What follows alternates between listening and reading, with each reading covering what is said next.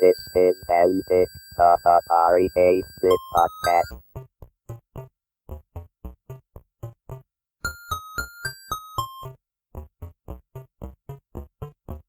And it said, what is the Atari 800? And I saw it's a game machine. It's a personal computer. It's a salami sandwich. Kind of like a sarcastic game. The helicopter would spray malathion and like people would like become deformed. It was really sick. This is Antic, the Atari 8-bit podcast. I'm Kevin Savitz. Kathy Forte worked at Atari in the applications group for about a year beginning late 1979. She worked on an unreleased relational database application and for a while spent half of her work time as Atari's puppeteer. This interview took place on April 27, 2016. Yeah, I have a degree in mass media communications, and so I started off being a reporter and just very interested in how people communicate. So then I was a reporter for a while. Then I started doing technical writing, got interested, went back to Laney College and got a certificate in data processing. And let's see, I was at a small company, and I went to a computer show, and there was a recruiter there saying that they were hiring at Atari. And I was very interested in PCs from my classes at Laney. In 78, they were talking about how these new PCs were coming around. And so I interviewed there at 1272 Borregas, and I was offered a job either as a game programmer or in the applications group. So I picked the applications group for the Atari 800. Mm-hmm. So that's how I got there. So I had been doing some programming, of course, at college and then at my first job. And so this was like my second computer job. Wow. So how much programming experience did you have in college, and what languages were you doing when you got there?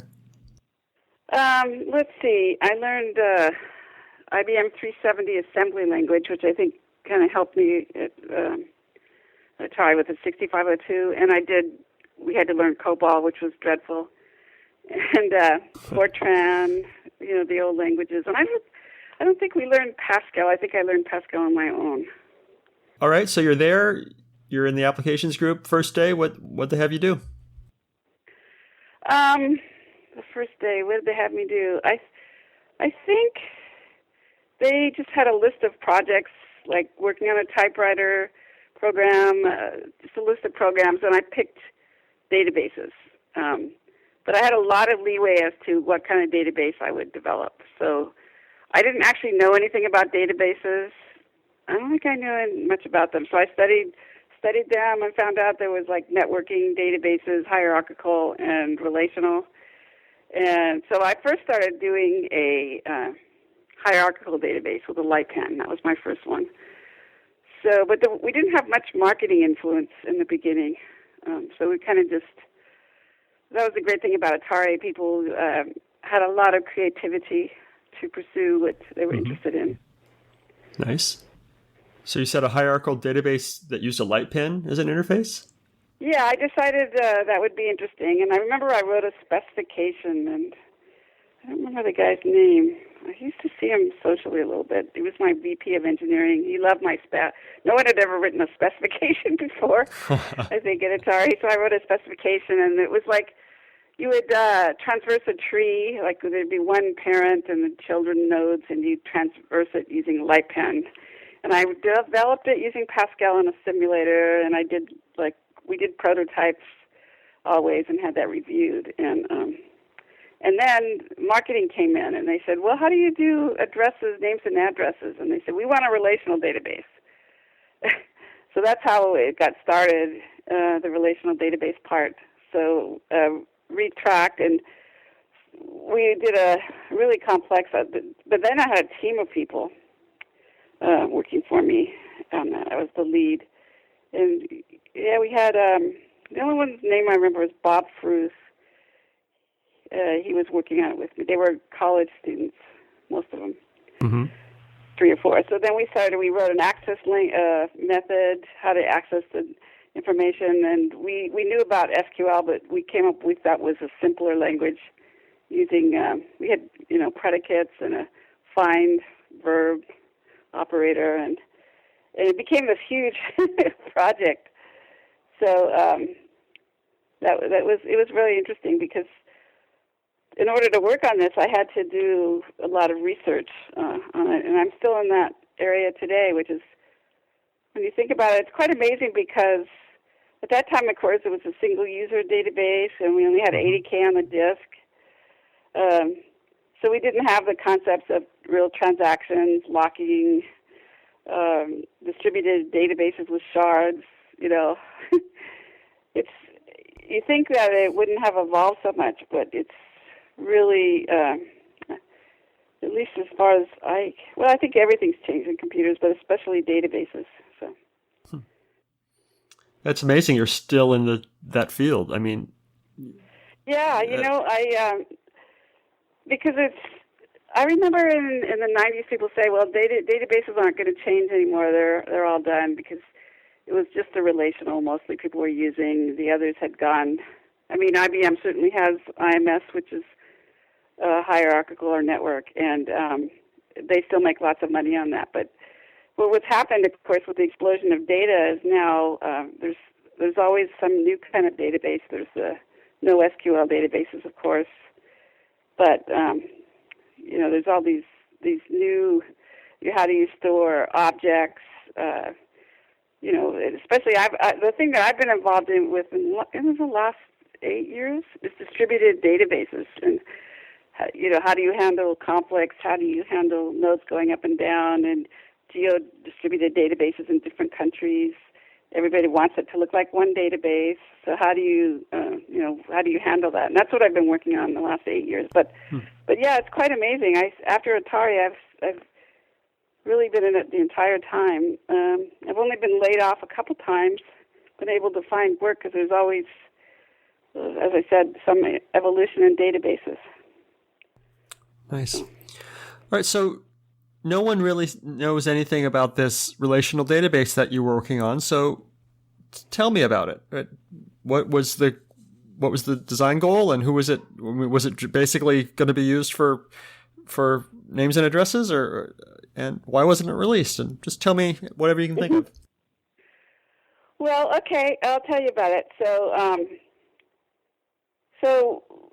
they decided we only had 80K on a disk floppy drive at that time.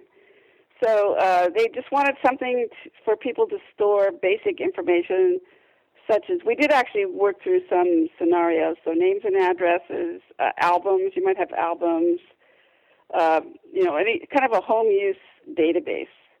But they wanted you to be able to break it up into little other tables, like you could have a list of artists and a list of albums, and you could write a query that would say, find all the albums made by this artist, or find, you could have genres or things like that. So it was truly relational, not hundreds of tables and not millions of rows, certainly. So it was supposed to be something quite simple. But so we were working on it, and then it sort of became clear that there was some discussion within Atari, like, is the Atari 800 a game machine, or is it a personal computer, or what is it? So there was a lot of discussion, and I often ended up giving talks, like Roger Batisher, I think he was the VP then, and they were trying to figure out the direction. In the meantime, I had one guy working on the access method, one guy working on the language, and Atari never had, I don't think, a project with multiple people on it, because it was always, I have an idea for a nuclear reactor game, and I'm just going to work on it. So it was a very different concept within Atari. So it ended up, it was clear that with the lack of direction, nobody knew it was going to happen. And I remember, this is kind of an example of what was going on. I walked into a room, and it said, what is the Atari 800? And I saw all these words and all crossed out, saying it's a game machine, it's a personal computer, it's a salami sandwich. So the engineers were kind of making fun of this angst within the company. So then, to be honest about it, this was right about the time when you probably know about Todd Fry, right? In the Pac-Man game. No. Oh, you don't? For the 2600? Okay, pardon me? The 2600 Pac-Man game? Yeah, the one where he ended up, earning royalties from the game. Right, yes. Yeah, right. So he had... he got all these royalties for a not great game. Yeah. Yeah, but he was very clever in that he was able to, he knew they were going to make some money on it, so he told them, please, I don't know if he said please, but I'd like profits, and they said okay. So then there became this distinction between the application programmers and the game programmers in that, we were all driving like Hondas, and some of the game programmers suddenly came into all this money, and they were driving, I don't know what kind of car, but a Mercedes, let's say. So there became this kind of class distinction. And so I call them my database kids. They're now, probably in their 40s, but so even older, think about it, late 40s. This is a long time ago, 1980. So they asked me if they could, they realized that they could make more money, or it's not even just money, but it was more creative, or in their opinion, and more, you could have more fame, I would say, being a game programmer. So they said, could they secretly work on games? And so, I was trying to keep everything together, but I thought, okay, sure, because I wasn't sure it was going to go anywhere myself. So we actually produced some demos using the Pascal compiler, as you had mentioned, and we, had some simple single table access methods to show marketing, and then all of a sudden they just canceled the whole thing. And I don't remember if I knew why. Yeah, they just, I guess maybe probably it was just too big of a project for Atari at the time, and I'm sure it was a business reason. How are we going to make money off this? Right. And I'm not sure if even Apple had a single file database system at that time. There were some in the works, like PFS File and Report. Have you heard of that one? I've heard of that, yeah. Yeah, I worked at that company later, in the early 80s, like 84. So that one, I believe, got started on the PC first, but not the Mac. So I think it was just a very hard concept for Atari to get around, as to doing a real systems kind of software package versus a single machine. And also, the size of the disks weren't that big. Right. So yeah, it was a very, when I think about it, was extremely far-reaching project. Atari was so many years ahead of other companies at the time, when you really think about it, right? It's true, yeah. So did it have you wishing that you had chosen games programmer instead of applications group at the beginning? Well, that's a good question. I actually was developing a little game on the side just for fun, too, because, it was so much fun, right? It was a little, I did it kind of a joke. Oh, I have to tell you all these things. So, tell me. Yeah, so when I was at Atari, I developed this little helicopter game. I remember I got the little helicopter, and I got the sound, which was really fun. And then I had, somebody was a graphic designer there, and they did some graphics for me, and I started working on that. At the time, Jerry Brown was the governor, and he was going to spray malathion for the medfly. I don't know how old you are. I remember California. that. Yeah. Oh, you do? Okay, so I wanted to have this kind of sarcastic game, and where you would the helicopter would hit spray malathion, and people would become deformed. It was really sick. So people would say, "Well, how would you win?" And I said, "No, it's not. It's not about winning. It's just the gestalt of it and seeing the picture." So I was working, and I never talked to management about it, but I would show people. And then the funniest thing happened when I was there at Atari. I met this guy named Mccoy, and I haven't found him, and I don't remember his last. He seemed to not have a last name. There was very, very interesting people there. And he said, I'm working on a puppet show, and I don't know how to write dialogue. I met him at lunch, and I said, I can write dialogue. So then I got involved in this puppet show to orient new employees, and I went to my management at Atari and said, can I spend half my time working on the database and half time working on this puppet show to orient new employees? And they said, sure. So I wrote this puppet show because I like to write. And then it was like, also I remember it was like a little bit controversial. I had like this spy from Apple puppet walking with an apple on his head and looking around the manufacturing plants. And I roped in other people to do the voices for the puppet show. I mean, I've never had a company that, everybody was so creative. It was really great. So was this made into a video or what? Well, I got censored, and yeah, it was made into some kind of video to orient new employees. They took out the parts that I had they just wanted it to be, a simple thing of what are the values the Atari employee has and things like that. And I did have some of that in there, but I just didn't want to have it be so vanilla. I had done other puppet shows. You got management censoring your puppet show because it was too edgy. Yeah, too edgy, that's the word. Yeah, they didn't. And I guess, having a puppet with an apple on its head was a symbol, because there was a lot of conflict at the time between Apple and Atari. Sure. I remember that. What was this guy's name? Mccoy, you said? Mccoy? Yeah, I don't even know how to spell it, but he was at least part Asian, and he was in sort of media, creative media.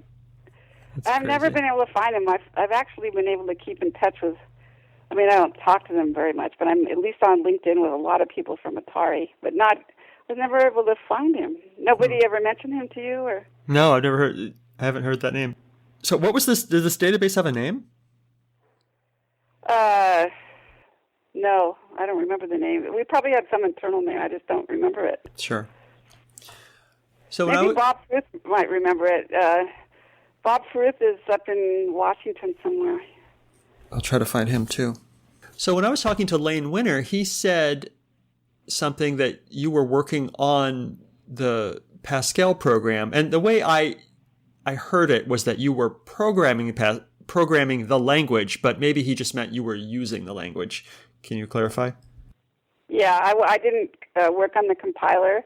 I think it was called the Atari Pascal compiler. And there were two guys, I remember, that wrote it. And part of it was actually testing it, because it was not really released even yet. It was a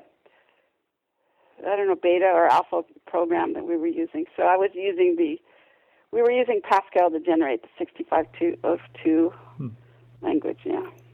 I think what you were using was eventually released by Atari Program Exchange as Atari Pascal language system.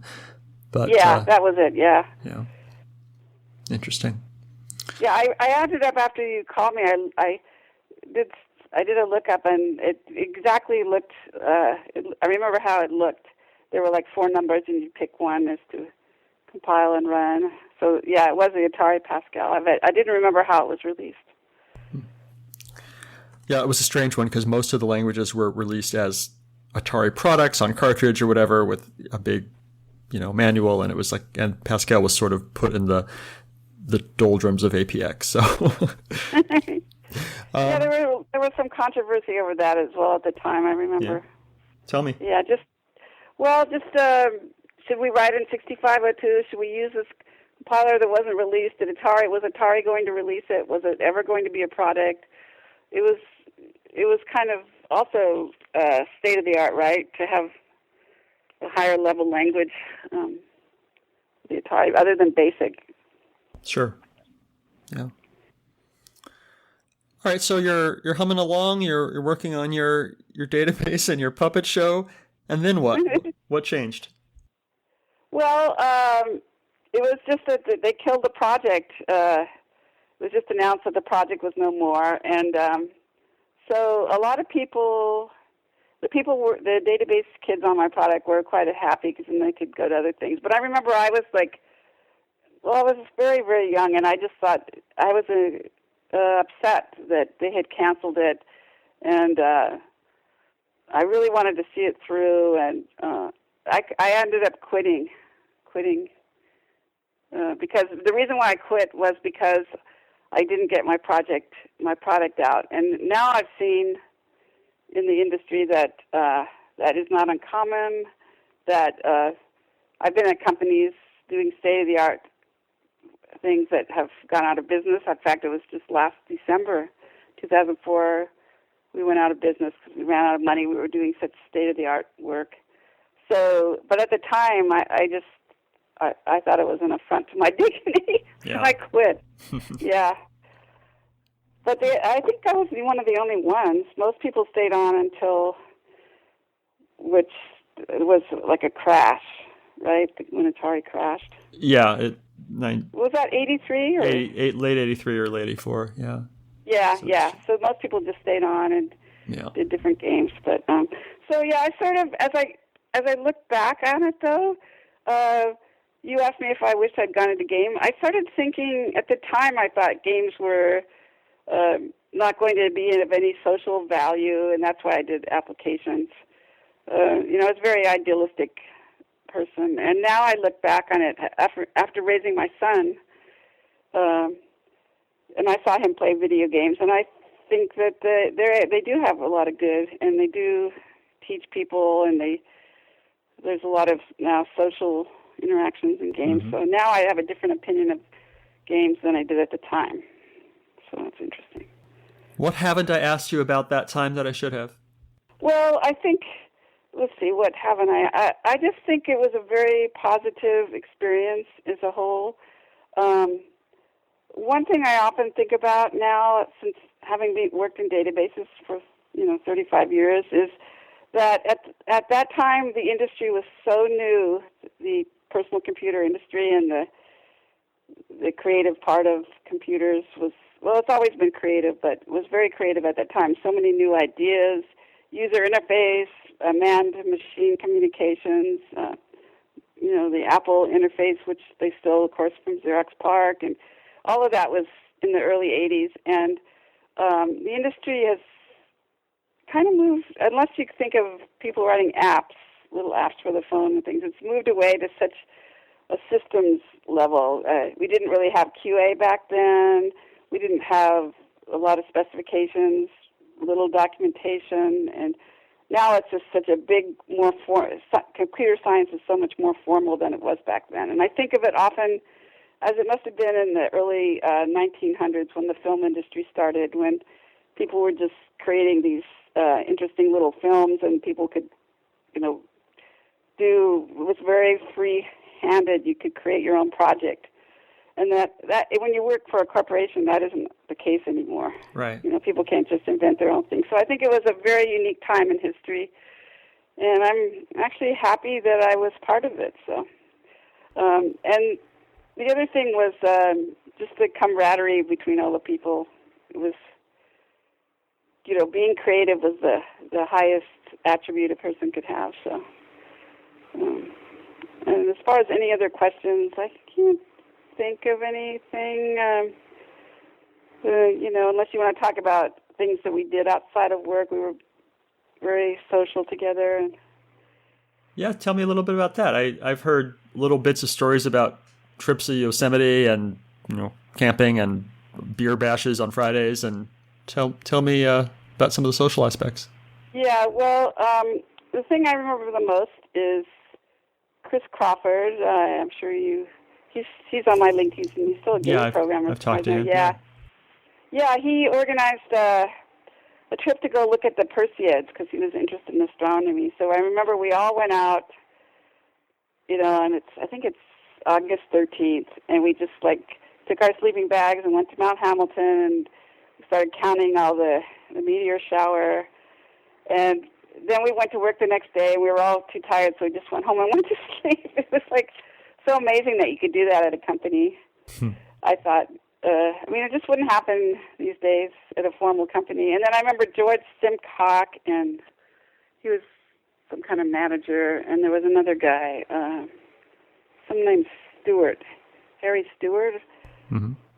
We all just decided to take off one day. I think there were others, and we went hiking Point Reyes. Just went hiking, just really, really fun things.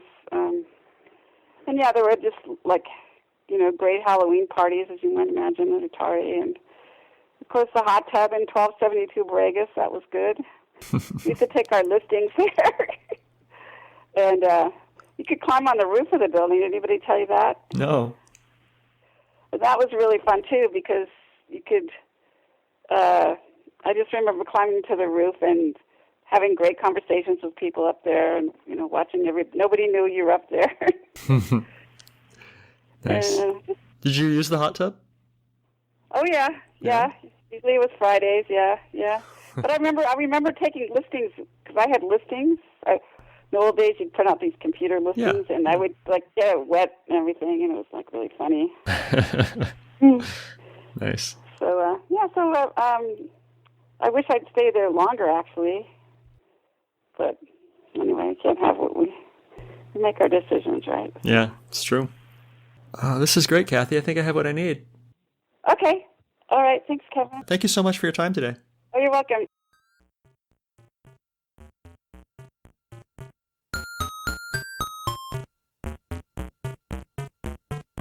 If you enjoy these interviews and would like to contribute something, I encourage you instead to donate to one of our favorite organizations, the Internet Archive, at archive.org. The Internet Archive is a nonprofit digital library with the stated mission of universal access to all knowledge. They've done incredible things to preserve computer history, including hosting thousands of programs in an in-browser Atari emulator, creating the Wayback Machine, and offering full-page scans of countless Atari computer books and magazines. Make your tax-deductible contribution at archive.org/donate.